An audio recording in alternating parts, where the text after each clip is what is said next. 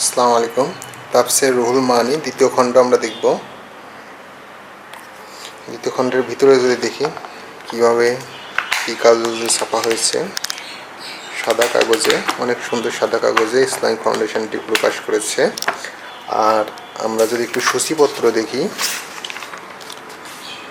আল্লাহ তাআলা হযরত আদম আসসালামকে সকল নাম শিক্ষা দিয়েছিলেন। সেগুলোর দ্বারা উদ্দেশ্য কি তার বর্ণনা এবং আল্লাহর বাণী বর্ণনা ঘটনার শেষাংশে ফেরেশতাদের অক্ষমতাকে প্রকাশ করা, ফেরেশতাদের হযরত আদম আসসালামকে সিজদা করতে বলা, তারা সেটা পালন করা, ইবলিস তা অস্বীকার করা, অবদ্ধতা ও অহংকার করা, পরিণতিতে অস্বীকারীদের অন্তর্ভুক্ত করা হওয়া।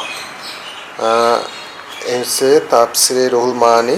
মূলত এটি তাফসীর গ্রন্থ, ইসলামিক ফাউন্ডেশন প্রকাশ করেছে। গ্রন্থটি যদি আপনারা ক্রয় করতে চান তাহলে স্ক্রিনে দেয়া বা ডেসক্রিপশানে দেয়া ফোন নাম্বারে ফোন করে সংগ্রহ করতে পারবেন।